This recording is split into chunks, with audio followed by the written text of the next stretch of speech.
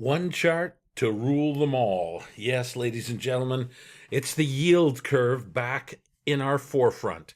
Look at how low it is down there. We're down to 0.20.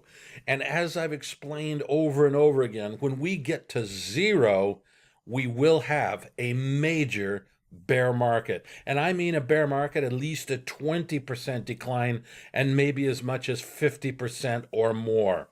Hey, everybody, Courtney Smith here. Glad to be here. February 25th, loving every minute. Loving this too. Really, what's not to love? Let's take a look at the market right now. We'll look at the future, but first let's take a look at it right now. Right now, everything is looking great. Here we see the S&P. Now we've gotten up. If you look, there are those old highs in October, November, December. We'll probably struggle a little bit here. Probably go into a consolidation for a while. No big deal. Look at the purple predictor. The purple predictor was bearish.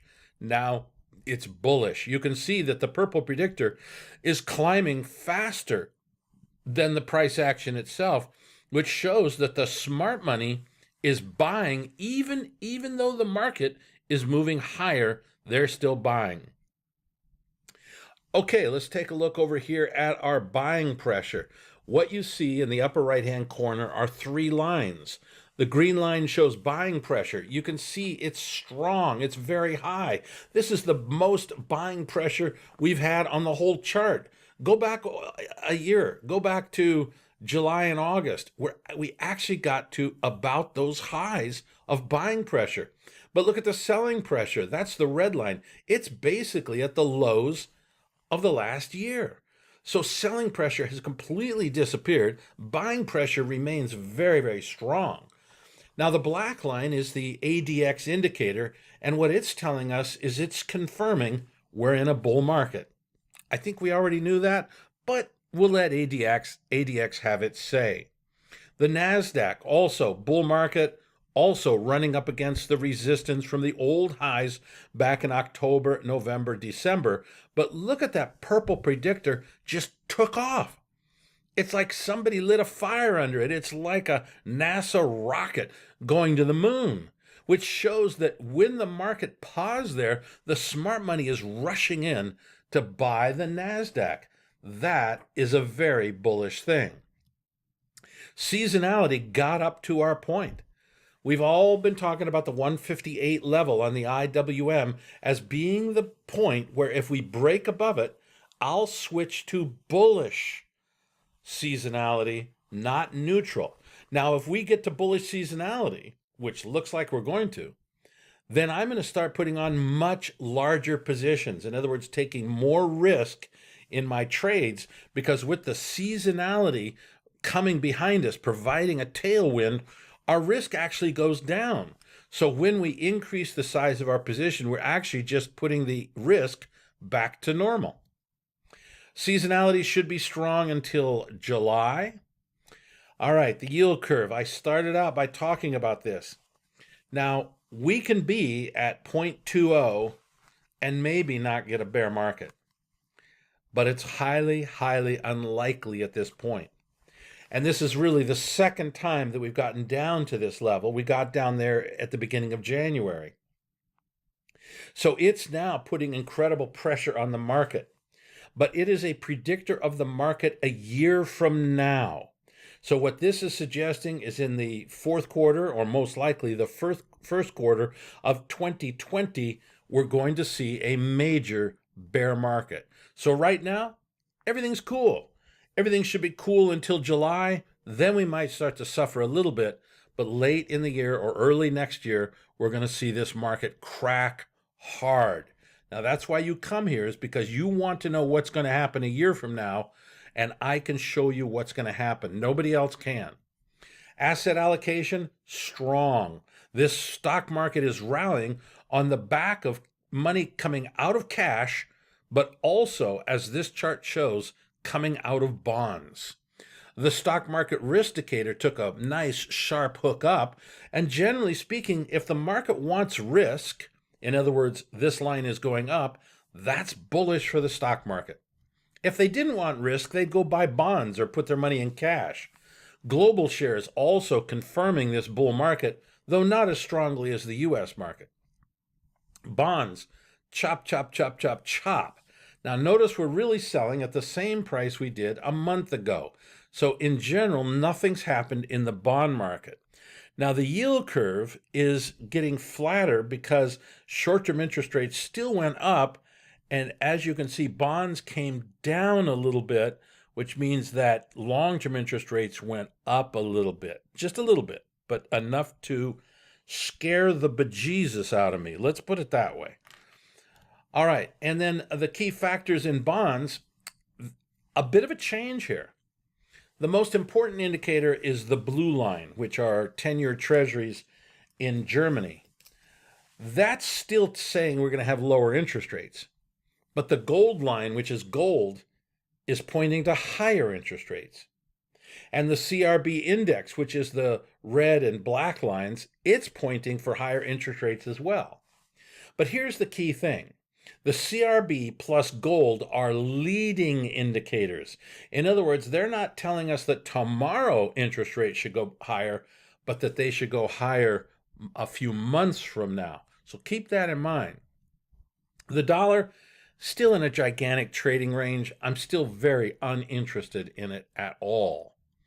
Gold, however, has been a fantastic thing. We told you to be long gold a long time ago. You should be up $100 an ounce by now. This is a decent, good bull market. Take advantage of it. On the end, our indicators. Okay, the top indicator, neutral. The middle indicator has now turned bullish, but the bottom indicator still remains a bit more negative. Now, fully paid up members have access to exclusive indicators which are much more bullish than these indicators right here. And of course, if you're not a fully paid up member, you know what you need to do. All right, let's break down oil. We have a very, very interesting situation here. I've been highlighting about how I've been getting more and more bullish for weeks and weeks, maybe a month, maybe 2 months, I can't remember, but I'm very bullish on oil. And what I've been saying is we should be getting up to around $70 per barrel. As I record this, I'm actually in the United Arab Emirates, and I was just speaking to a senior executive at the oil company here, which is owned by the sheikh that runs the country. So this person knows a lot, but they're very bullish as well here in the UAE. And I've been in Dubai and Abu Dhabi, both the two major cities in this country, really. I should say the only two cities in this country. But let's take a look at it, not just from a fundamental perspective, let's look at it from a technical perspective. So I believe that we have now formed a legitimate head and shoulders bottom. So there's a bunch of lines on this chart. Let's go through them. First is that kind of straight but slightly slanted green line. That is the neckline of the head and shoulders. And as you can see, prices have just barely broken through in the last week. Then we have three scooped lines, three curved lines. And the one on the left is the left shoulder, the one in the middle is the head, and the one on the right is the right shoulder. Not super symmetrical, but not too bad either. Now, in order for it to be a legitimate head and shoulders formation, we must see volume decline as we go through the formation. And that's what the yellow line at the bottom is showing you, a decline in volume as we go through the pattern. Now, what should be perfect is if the breakout, which occurred this week, occurs on heavy volume. Well, the breakout day occurred on heavy volume, but it kind of petered out. So I really want to see an increase in volume right now to see if this is going to be a legitimate head and shoulders bottom. Now, there's two purple eye bars, and let me tell you what they are. Where is the objective? Where is this formation telling us prices are going to go? Well, the eye bar on the left, that what you do is you measure from the neckline to the top of the head, or in this case, the bottom of the head. That's eye bar number 1. You take that same distance and you superimpose it on the breakout, which occurred in the last week, and that gives us the objective. So I've just taken the same I bar from the neckline to the bottom of the head, and I've added that to the breakout we had this week. And that suggests that we should see an objective of around $68 per barrel. I think we can go beyond that, but certainly that would be our first objective in the oil market. Bitcoin, quite interesting. One thing we've talked about for some time has been how strong the purple predictor has been. And as you can see, over the last week, it dramatically moved higher. Now, I used my faithful 55-day high and low to get us short, and we got short up around 6,100, 6,200. You can see it in the middle of the chart where we got short. But now, just up above 4,200, we're going to take profits on that trade and get long Bitcoin. I won't go into the fundamentals so much this week. Next week, I'll go into the fundamentals, maybe some more. But the technical picture is significantly different.